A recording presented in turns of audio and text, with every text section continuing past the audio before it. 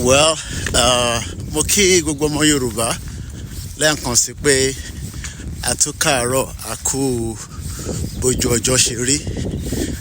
Ṣe rí gbogbo tí a fi ń sọ fúnra wa pé ká tètè ká ṣe gírí ká kúrò nínú oko ẹrú tí wọ́n ń pè ní Nàìjíríà.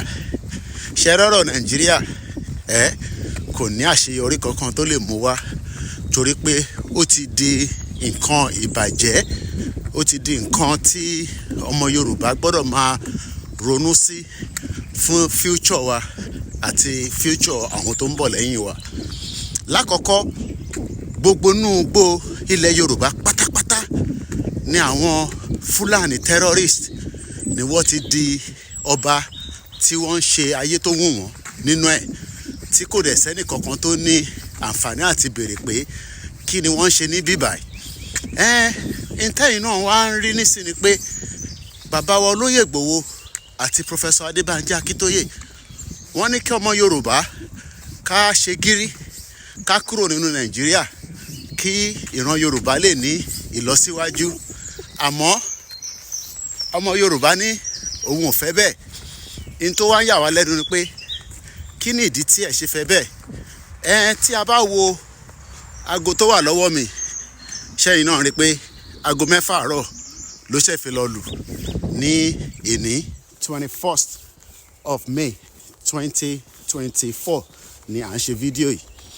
Now, lákọ̀ọ́kọ́, kí ló dé tí a ní ilẹ̀ tó pọ̀ tí ẹ̀rù á máa bà wá láti lè ṣe exercise, láti lè ṣe tán pè ní kéèyàn tẹ̀ rìn wọnú inú forest wa tí àyè ò ní máa já pé èèyàn kan máa jí ẹ gbé àbí èèyàn kan máa gbé wa kúrò lórí ilẹ̀ wa.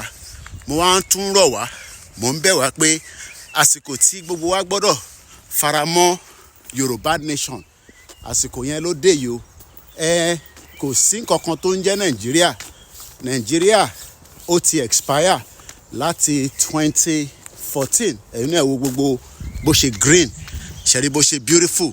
Ara ìdí táwa ṣe ń sọ pé a lè wà nínú country kan ní tó ń pè Nàìjíríà táyà wa máa já láti lè wọnú igbó wa, láti lè rìn bó ṣe wù wá ní wákàtí tó wù wá ní àsìkò tó wù wá. Yorùbá nation, no going back. Yorùbá nation for life.